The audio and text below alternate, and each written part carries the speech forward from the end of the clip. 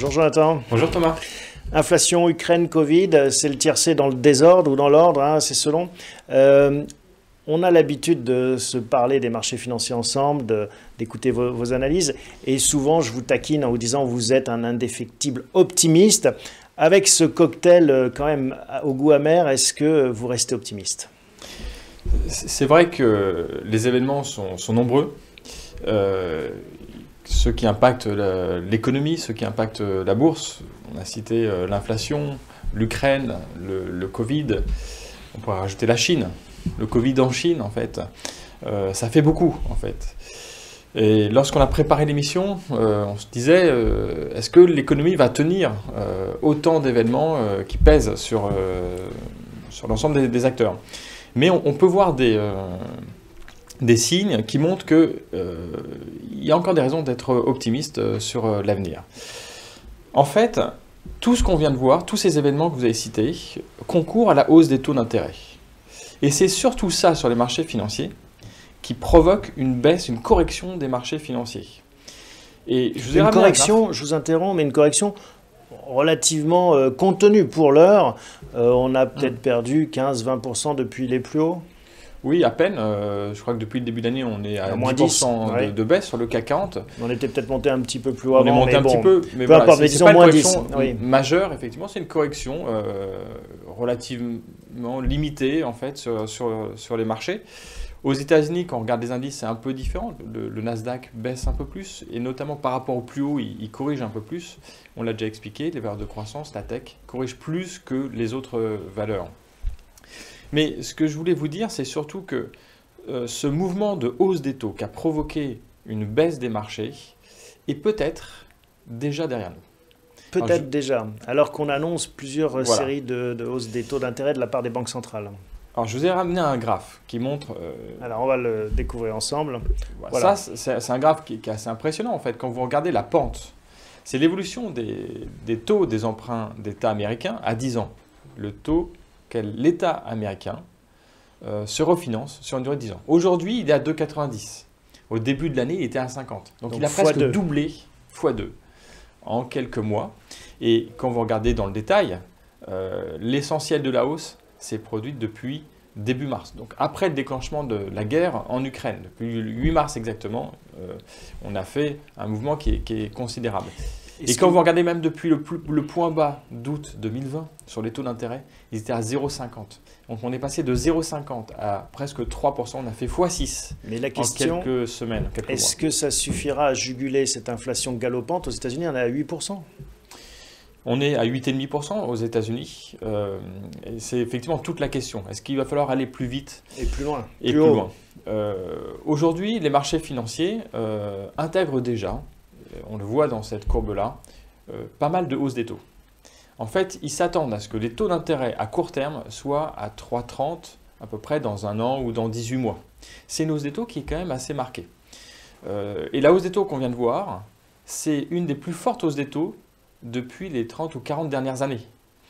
Et c'est une période assez longue. D'habitude, la hausse des taux intervient sur une fenêtre assez courte, assez limitée. Là, c'est sur 2 ans. Quand je vous disais, le point bas, c'est le 5 mars 2020. On fait x6 depuis ce moment-là. Ça n'a jamais duré aussi longtemps. Toutes les corrections obligataires qu'on a connues dans les années 80, 90, 2000, 2010, elles n'ont jamais duré aussi longtemps. Donc, c'est pour ça que je vous dis, en fait, c'est ça l'élément optimiste que j'ai, c'est que je pense que la phase de hausse des taux a été très forte, longue, et que c'est déjà largement anticipé dans les cours des emprunts obligataires, notamment aux États-Unis. En Europe, c'est peut-être un peu différent parce que vous savez qu'on a du retard mais on finira par rattraper les États-Unis. Et ce qui apporte de l'eau à votre moulin, c'est qu'il n'y a pas eu ce qu'on redoutait, ce crack obligataire. En parallèle, les taux ont monté là aussi en relativement bon ordre, on pourrait dire. Tout à fait. Il n'y a pas eu d'accident à proprement parler en fait, sur le marché obligataire. Et ce qui est intéressant aussi d'observer en fait, sur ce marché obligataire, c'est la forme de la courbe des taux. Qu'est-ce que c'est que la courbe des taux? C'est le fait d'avoir des taux d'emprunt à 1 an, 2 ans, 3 ans, 10 ans, 15 ans, 20 ans, etc. C'est ça qui forme une courbe des taux d'intérêt. Et en général, la pente monte. Exactement. Plus on est à un horizon long terme, plus le taux d'intérêt est élevé. C'est ça. Et là, aux États-Unis, elle est flat, elle est à peu près stable. Et il y a même certains endroits de la courbe des taux où elle est décroissante, ce qui arrive très rarement. Et ce que annonce cette courbe inversée, qui n'est pas dans la situation logique, c'est la déflation, selon tous les économistes. C'est-à-dire que c'est signe avant-coureur d'une déflation.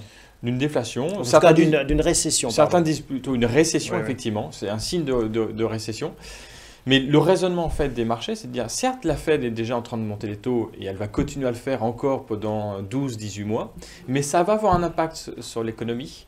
Et donc, ils anticipent déjà l'étape d'après, qui est la baisse des taux d'intérêt qui va suivre parce que l'économie va ralentir et donc la Fed devra baisser ses taux d'intérêt. Et tout ça est pricé par les marchés financiers actuellement. Donc c'est là où vous restez optimiste, c'est que vous nous dites peut-être que le pire est derrière nous, en tout cas qu'on n'est peut-être pas loin du sommet de cette hausse des taux et que finalement voilà, on peut continuer finalement dans un monde assez sereinement, dans un monde boursier.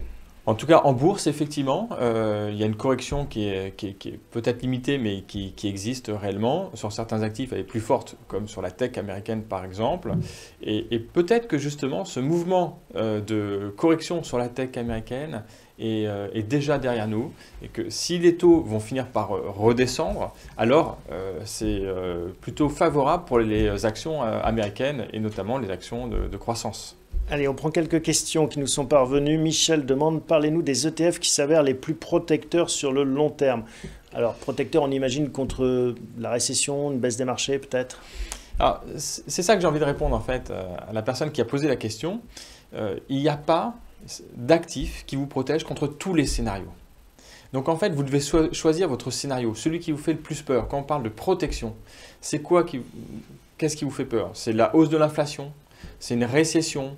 Et en fonction de ce scénario-là, vous allez choisir l'actif qui vous protégera. Contre l'inflation, on parle, l'or, l'immobilier, évidemment, les matières premières, effectivement. Contre une récession, les matières premières, ce n'est pas une bonne protection parce que si vous avez peur de la récession, les matières premières vont baisser et donc ça ne va pas vous protéger.